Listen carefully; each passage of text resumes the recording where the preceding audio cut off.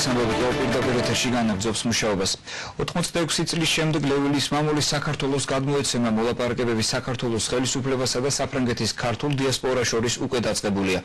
მხარეებს შორის მემორანდუმი უახლოეს მომავალში გაფორმდება. ლევილის მამული 1925 წელს ემიგრაციაში ყოფნა საქართველოს პირველი მთავრობის წევრებმა შეიძინეს. 86 წლის შემდეგ ლევილის მამული საქართველოს გადმოეცემა. რა ფუნქციებს შეიძენს პარიზთან ახლოს მდებარე მამული დიასპორის საკითხებში სახელმწიფო მინისტრი ვიდეო კონფერენციაზე საფრანგეთის ქართულ დიასპორასთან ბოლო დეტალებს ათანხმებდა. ქართულ დიასპორასა და საქართველოს შორის ლევილის მამულის გადმოცემის თაობაზე მემორანდუმი უახლოეს მომავალში პარიზში გაფორმდება.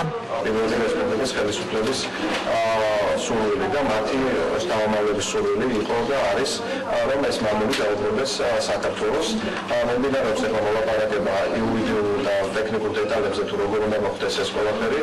მომდინარეობს მოლაპარაკება იმის შესახებ რა ფუნქცია შეიცავს ეს მამული დაბრუნების შემდეგ. საუბარია ამაზე რომ ამ მამულში განთავსდეს ამ სასახლეში განთავსდეს მუზეუმი, ბიბლიოთეკა. უკვე ცნობილია რომ მამულში მდებარე სასახლე სადაც საქართველოს პირველი რესპუბლიკის მთავრობა მნიშვნელოვან საკითხებზე მსჯელობ და მუზეუმად გადაკეთდება. ეს ადგილი ევროპაში საქართველოს კულტურული ცენტრი გახდება, აცხადებენ თბილისში. ძალიან მნიშვნელოვანია რომ ეს ადგილი სადაც ამდენი თავდადებული ქართველი მე ვიტყოდი განისვენებს არა ეს ადგილი არ კარგად იყოს მოვლილი სასაფლაოც თვითონ შატოც და მე ალბათ მნიშვნელოვანია ეს რომ გამოყენებული იქნას ისე როგორც აი ბატონ ოთარს აქვს ვილა მედიჩის ტიპის რო გაკეთდეს იქ კულტურის ცენტრი. ლევილში ქართული სათვისტომო 1925 წლიდან საქართველოს პირველი რესპუბლიკის მთავრობის პოლიტიკურ ემიგრაციაში წასვლის პერიოდიდან არსებობს. ის საქართველოსდან ემიგრაციაში წასულმა მთავრობის წევრებმა შეიძინეს. 1921 წლის 18 მარტს ბათუმიდან თურქეთის გავლით ნოე ჟორდანია და მთავრობის რამდენიმე წევრი ოჯახებთან ერთად საფრანგეთის ქალაქ მარსელში გემით ჩავიდა.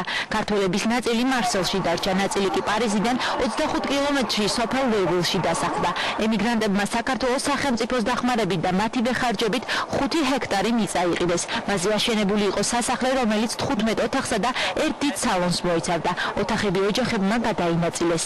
სოციალური თვალსაზრისითაც მნიშვნელოვანი იყო მძიმე პერიოდებში ქართული ემიგრაციისთვის მძიმე პერიოდებში ფიზიკურად ოდესღაც მთავრობის წევრები მიწას ამუშავებდნენ ამ ტერიტორიაზე და თავშესაფარს წარმოადგენდა ეს ტერიტორია და გარდა ამისა ეს არის ძალიან დიდი კულტურული სიმბოლოც ემიგრაციის.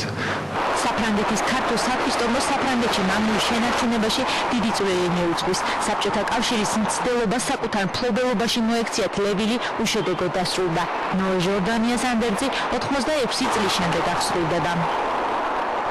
დღემდე იქ შენახულია ისეთ არა მარტო არის დამოუკიდებლობის ასლი, დამოუკიდებლობის დეკლარაციის ასლი, ერთი დარბაზი აქვს ცენტრში, სადაც აი მთლიანად ის დამოუკიდებელი საქართველოს სულია შენახული.